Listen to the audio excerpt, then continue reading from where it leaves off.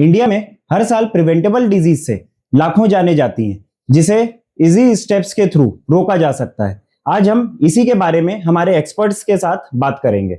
नमस्कार, मैं doctor श्रद्धांश Agarwal, pulmonologist. हमारे साथ हैं डॉक्टर एच.के. अग्रवाल, जिन्हें 40+ ईयर का एक्सपीरियंस है हेल्थ केयर में, जो पूर्व डिस्ट्रिक्ट हेल्थ ऑफिसर भी रह चुके हैं। हमारे साथ हैं डॉक्टर मनोज प्रजापति सर, जो assistant professor medicine at GMC Satna है। Sir head of department of respiratory medicine भी हैं। हमारे साथ हैं डॉक्टर कृति द्विवेदी, जो पल्मोनोलॉजिस्ट एंड इंटेंसिविस्ट हैं।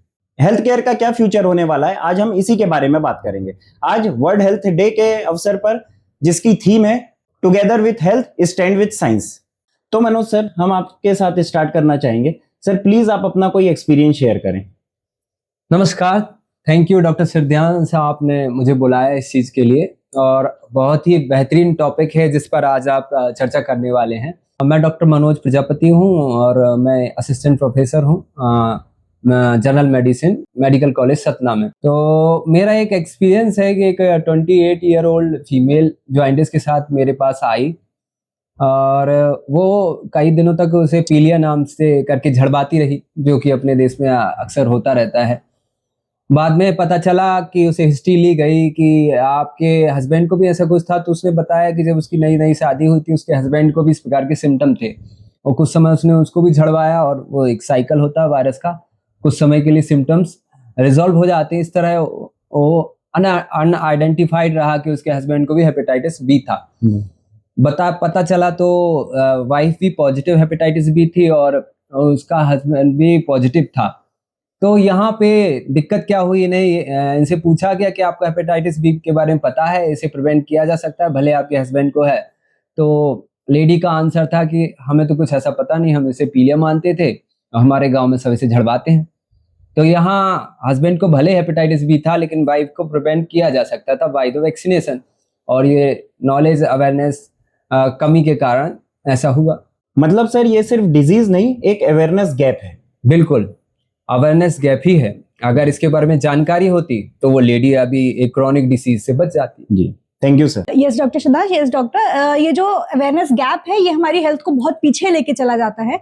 ऐसे और भी कई बीमारियां हैं, जैसे टीबी हो गया, सीओपीडी, एज्मा हो गया, एचआईवी, डायबिटीज, हाइपरटेंशन और कई सारी बीमारियां जिसके बारे में हम आगे बात करेंगे। इनकी अवेयरनेस ना हो तो लेट डायग्नोसिस और लेट ट्रीटमेंट हो जाता है। सर, आप कुछ अपना एक्सपीरियंस ऐड करना चाहें तो? मैं इसमें एक ऐड करना चाहूँगा कि अर्ली डायग्नोसिस और अर्ली इंटरवेंशन से हम बहुत सी बीमारियों को एडवांस स्टेज में पहुंचने से रोक सकते हैं।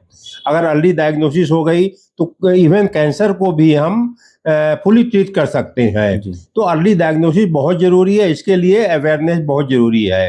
अवेयरनेस के बिना हम इंटरवेंशन नहीं कर सकते हैं, हम डॉक्टर से संपर्क ही नहीं करेंगे, इसलिए उसके विषय में जानकारी हमें बहुत ज़रूरी है। इसी में आगे बढ़ते हुए डॉक्टर कृति, हम आपसे पूछना चाहेंगे कि WHO का फ्यूचर ऑफ हेल्थ केयर को लेकर क्या सोचना है?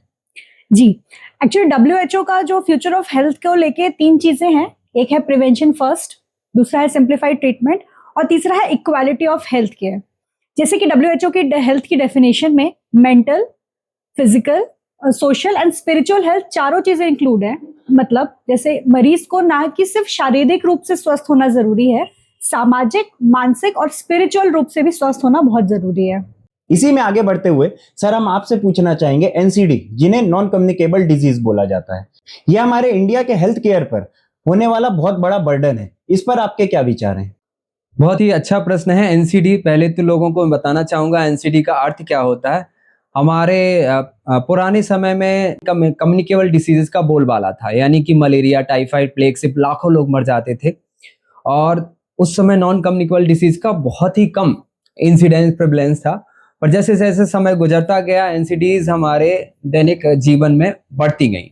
NCDs मतलब ऐसी बीमारियां जो कि मनुष्य में नहीं फैलती हैं। उदाहरण के तौर पर डायबिटीज हो गया, हाइपरटेंशन हो गया, थायराइड हो गया, कार्डियक डिसीजेज हैं, और मेन ट्रीटमेंट डिले होता जाता है, और परिणाम स्वरूप बहुत सारे कॉम्प्लिकेशन आ जाते हैं। जैसे डायबिटीज के पेशेंट में न्यूरोपैथी के साथ आते हैं पेशेंट, डायबिटिक फुट के साथ पेशेंट आते हैं, रेटिनोपैथी के साथ पेशेंट आते हैं, कार्डियक में फेलियर के साथ पेशेंट आ जाते हैं। तो ये सारा चीज अवेयरनेस का ही खेल है कि हमें एनसीडीज के बारे में पता नहीं है और हम इसका डिलेड ट्रीटमेंट लेते हैं और कॉम्प्लिकेशन हमारे sir. पेशेंट में हावी हो जाते सर ने जैसा बतलाया एनसीडी के बारे में, मैं उसमें कुछ चीजें ऐड करना चाहूंगा कि कम्युनिकेबल डिसीज तो हमारे इफोर्ट के कारण, हमारे हेल्थ इंफ्रास्ट्रक्चर अच्छे होने के कारण कंट्रोल हो गई, पर एनसीडी में जो बीमारियां आती हैं उसके लिए इंडिविजुअल को खुद प्रयास करना पड़ेगा, क्योंकि ये लाइफ स्टाइल डिसीज होती हैं। लाइफ स्टाइल डिसीज में डॉक्टर का रोल कम होता है, इंडिविजुअल का रोल अधिक होता है। अगर इंडिविजुअल प्रयास करेगा तो जितनी भी लाइफ स्टाइल डिसीज है उनको प्रिवेंट किया जा सकता है। इसमें सबसे बड़ा रोल होता है अगर हम अपने खाद्य पदार्थ को, भोजन को एज ए मेडिसिन उपयोग करें। जो हम खाना खाते हैं वो हमारे शरीर को प्रभावित करता है।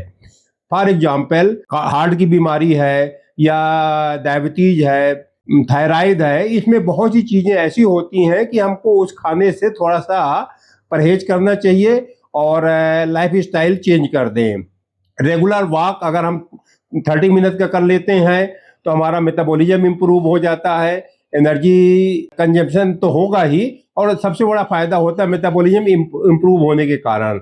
उससे ब्लड प्रेशर भी कंट्रोल होगा, डायबिटीज भी कंट्रोल होगा, अन्य बीमारियां भी कंट्रोल होंगी। इसलिए हमको फूड एज ए मेडिसिन उपयोग करना चाहिए और लाइफ स्टाइल पूरा चेंज करना चाहिए। Thank you sir for this valuable input. India में एक बहुत बड़ा गैप देखा जाता है एडल्ट वैक्सीनेशन में। सर, आप इसके बारे में क्या बोलना चाहेंगे? एडल्ट वैक्सीनेशन ये एक ऐसा सोशल स्टिग्मा है, लोगों को लगता है कि हमने बचपन में वैक्सीन लगवा लिए तो फिर हमें वैक्सीन लगाने की जरूरत नहीं, आजीवन वो वैक्सीन हमें काम कर रहे हैं, यानी लोग अपडेटेड नहीं हैं। तो गवर्नमेंट के द्वारा या प्राइवेट माध्यम से भी बहुत सारे एडल्ट वैक्सीन उपलब्ध हैं। उदाहरण के तौर पे आप इन्फ्लुएंजा है, न्यूमोकोकल है, हेपेटाइटिस बी वैक्सीनेशन है, डीटी वैक्सीनेशन है, एचपीवी अभी नया है जिसके बारे में गवर्नमेंट ने काफी प्रचार प्रसार किया। तो एडल्ट वैक्सीनेशन भी उपलब्ध हैं जो कि लोगों की नॉलेज में नहीं है। और बहुत सारे ऐसे बीमारियां जो एक एडल्ट आयु के बाद ही होने लगती हैं, वैक्सीन से इनको रोका जा सकता है, प्रिवेंट किया जा सकता है। Thank you sir. जैसे सर ने मेंशन करा एचपीवी, जो एचपीवी वैक्सीन है ये अब अपने नेशनल इम्यूनाइजेशन शेड्यूल में ऐड हो चुकी है। ये one of the most important life saving intervention है जिसका अवेयरनेस बहुत ज्यादा जरूरी है। आप कमेंट करके बताएं, क्या आप एडल्ट वैक्सीनेशन के बारे में जागरूक हैं, और अगर हैं तो क्या आपने लगवाई? अगले सवाल की ओर बढ़ते हुए, टीबी आज भी इंडिया का बिगेस्ट बर्डन है। डॉक्टर कृति, आप इसके कैसे देखते हैं?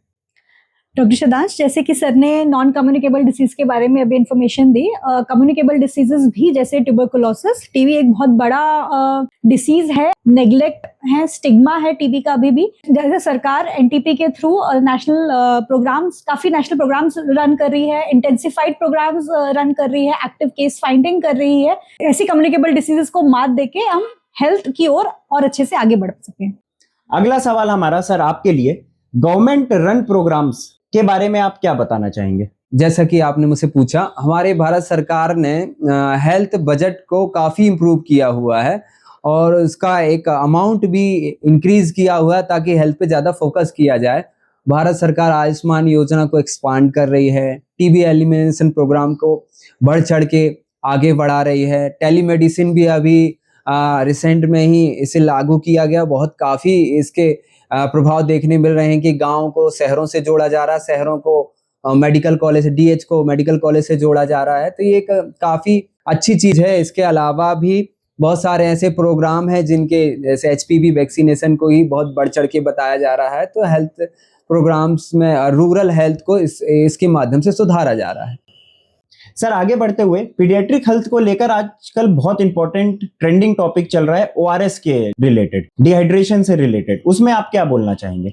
ओआरएस एक प्रकार से ये बहुत ही महत्वपूर्ण प्रिवेंटिव मेजर है जिसके द्वारा हम बहुत सी जानें बचा सकते हैं। तत्ती उल्टी के केस में जो मौत होती है मैक्सिमम डिहाइड्रेशन के कारण होती है, और डिहाइड्रेशन का अगर हम शुरू में ही इंटरवेंशन शुरू कर दें, घर में ही शुरू कर दें ओआरएस के द्वारा या होम मेड जो फ्लूइड होते हैं उनके द्वारा, तो हम बहुत सी जानें बचा सकते हैं। और होम मेड फ्लूइड में आता है जैसे चावल का माड़ हो गया, दाल का पानी हो गया, या नींबू की शिकंजी हो गई, पतला मथा, ताजा मथा बना के दे सकते हैं, ये हो गया।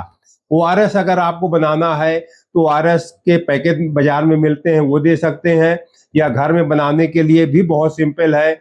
1 गिलास पानी मतलब 250 ml में करीब 1 चम्मच शक्कर चाहिए, 1 चुटकी नमक चाहिए। इतना भी बना के दे देंगे तो ये बहुत लाइफ सेविंग होगा, और ये हर घर में उपलब्ध होता है, हर कोई इजीली बना सकता है। एक महत्वपूर्ण चीज मैं और ORS के बारे में बताना चाहूँगा कि ORS अगर आप 250 ml वाला लें तो 250 ml में पूरा घोल लें, या 1 लीटर वाला लें तो 1 लीटर में पूरा घोल लें। होता ये है कि हम 1 लीटर वाला पैकेट ले लेते हैं, 1 गिलास पानी में अंदाज से डाल देते हैं, कभी आधा चम्मच डाल देते हैं, कभी 2 चम्मच डाल देते हैं। अगर वो हाइपरटॉनिक सोल्यूशन हो गया तो बच्चा उल्टी करने लगेगा, हाइपोटॉनिक सोल्यूशन हो गया तो इफेक्ट जो उसका उद्देश्य है वो पूरा नहीं होगा। जो सोल्यूशन हमको बनाना है वो आइसोटॉनिक बनाना है, और जो रिकमेंडेड है उसके हिसाब से बनाना है।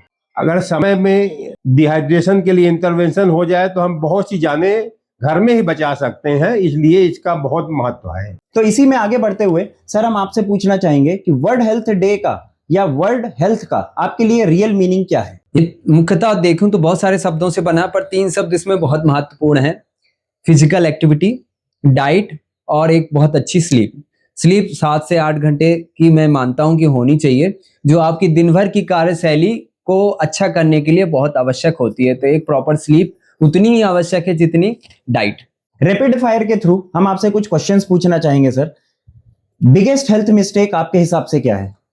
प्रारंभिक लक्षणों को अनदेखा करना। One must do habit. मैं सलाह देना चाहूंगा कि आप रेगुलर कम से कम आधे घंटे का वॉक जरूर करें। One advice to India. रोकथाम ही उपाय है। इसी को कंक्लूड करते हुए सर हम आपसे एक लास्ट टेक अवे मैसेज पूछना चाहेंगे। इसमें सबसे अच्छी बात जो इन्होंने डिस्कस की है, अस्पताल आखिरी कदम है, पहला कदम है आपका रोकथाम, प्रिवेंशन। और लाइफस्टाइल अच्छा रखें, अच्छी डाइट लें, अच्छी स्लीप लें, और लक्षणों को प्रारंभिक तौर पर ही पहचान लें ताकि वो कॉम्प्लिकेशन में कन्वर्ट ना हो। धन्यवाद सर। आप इसमें अगर कुछ ऐड करें। इसी में मैं बोलना चाहूंगा कि आप का भोजन ऐसा होना चाहिए कि फूड एज ए मेडिसिन, ना कि हम सिर्फ खाने के लिए खाएं, हम ये देखें कि हम क्या खा रहे हैं। तो इसी के साथ हम ये एपिसोड खत्म करते हैं। याद रखें, डॉक्टर आपको जब ही बचा सकता है जब आप खुद अपने स्वास्थ्य पर ज्यादा ध्यान दें। नमस्कार, जय हिंद।